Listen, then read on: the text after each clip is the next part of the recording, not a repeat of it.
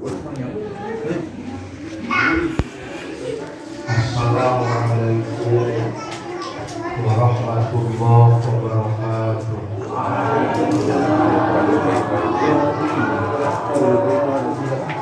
Alhamdulillah, wassalatu wassalamu ala rasulillah Sayyidina Muhammadin ibni Abdillah wa ala alihi wa sahbihi wa mawalah. Asyhadu an la ilaha illallah wahdahu la syarikalah wa asyhadu anna sayyidana Muhammadan abduhu wa rasuluh. Amma ba'du, faya ayyuhal hadirun, usikum wa nafsi bitaqwallah wa ta'atihi faqad faza man ittaqa. A'udzu billahi minasyaitonir rajim. Wa laqad wassayna alladzina utul kitaba min qablikum wa iyyakum anittaqullah. Al-ayah. Para ibu, para bapak hadirin jamaah pengawasan utamina reng-rengan para panitia anu kusim kuring dipihormat. Alhamdulillah dina wengi anu ayeuna urang sadaya ditiasakeun sumping kana tempat pengawasan anu rutin dilaksanakeun sasasi sakali. Mugia kurutina urang sumping kana pangaosan singa jantenkeun alamat janten jalmi anu digolongkeun muttaqin, margi jalmi anu salamet teu aya deui kecuali jelema anu takwa. Malah takwa teh diwasiatkeun ku Allah borobujeng ka nabi sareng ka umatna, ka nabi-nabi sateu acan Nabi Muhammad ogenan sami takwa teh diwasiatkeun ku Allah. Tawis yen takwa ka Allah teh penting pisan. Malah saur ahli sufi mah takwa teh makom hate pangluhurna. Ari makom hate mengenai takwa jika kumaha yataki kolbahu bil iman. Sahanapeun makom takwa aya nu disebat makom zuhud. Unggal jumaah khotib ngawasiatan ke ahli jumaah sangka takwa.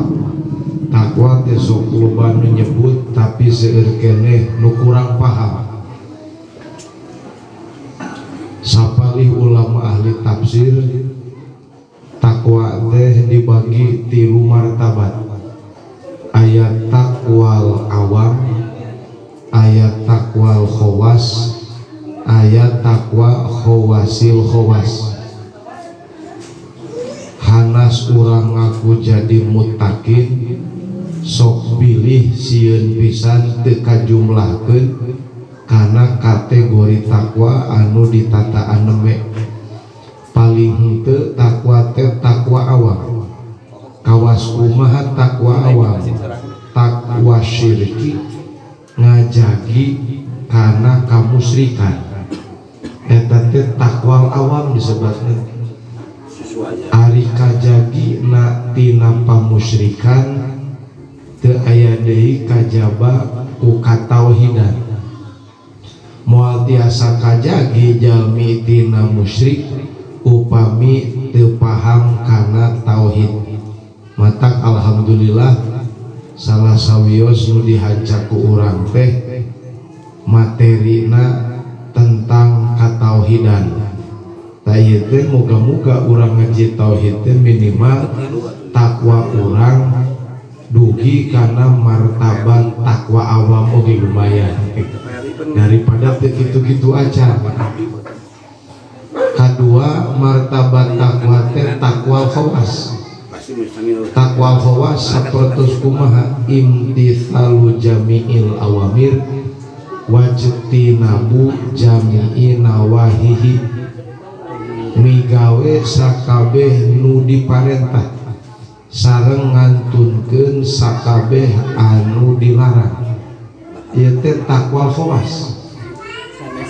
Migawe nu dititah teh zahiron wa batinan, ninggalkeun anu dilarang oge zahiron wa batinan.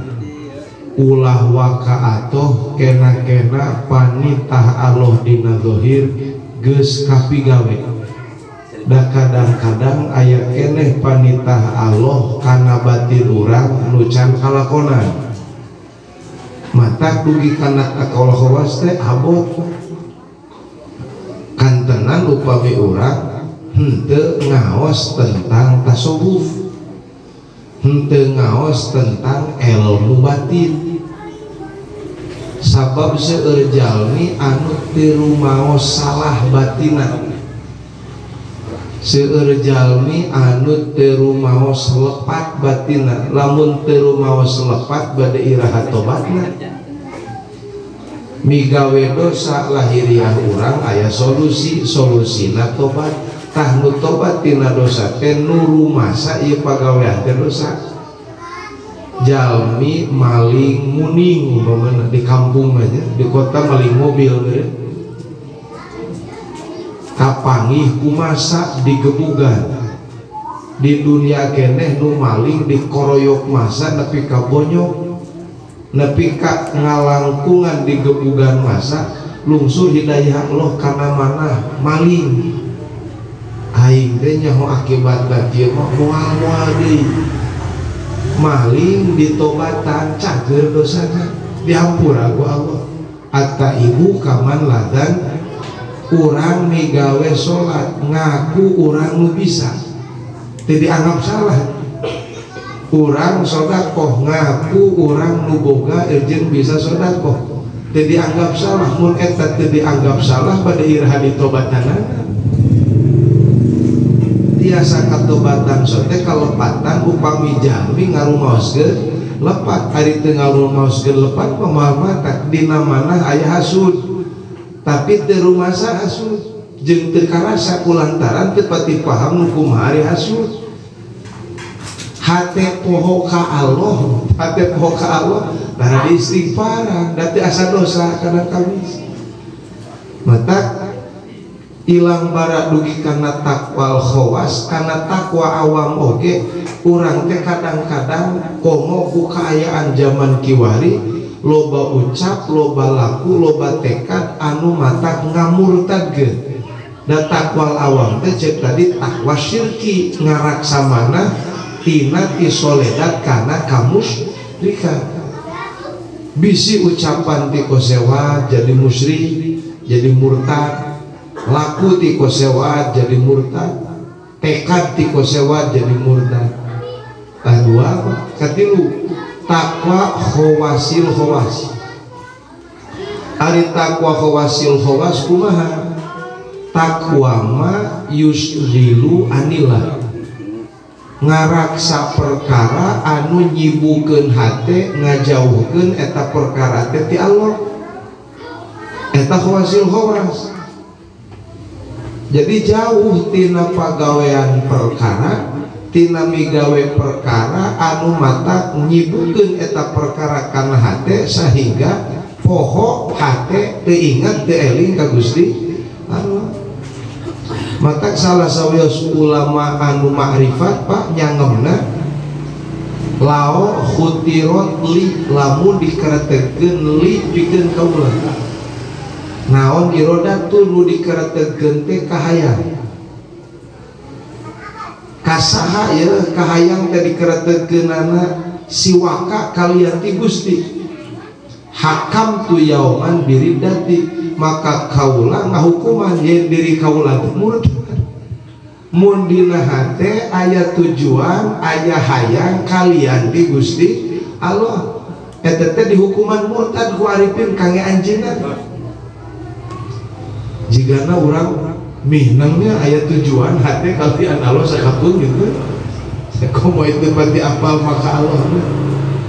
Nah mata paingan unggal jumaah geningnya meni kacida khotib teh dugi kakeun ka wasiat ku takwa teh kalebetna kana rukun khutbah teu janten khutbahna upami teu aya wasiat bid takwa penting pisan anu diharapkeun urang paham kategori takwa sapertos kumaha supados nyumaramah aya ulama nu ngamanaan takwa yattaqi qalbahu bil iman wa jawarihahu bit taat ngajaga hate supaya tumetep dina keimanan teu ti kosewat kana musyrik sareng ngajaga anggota badan migawe kana panitah ninggalkeun kana panyarikna Gusti sanajan panitah kapigawe panyarek katinggalkeun upami manah teu dijaga ku iman mah kaancam teu asup jelema anu takwa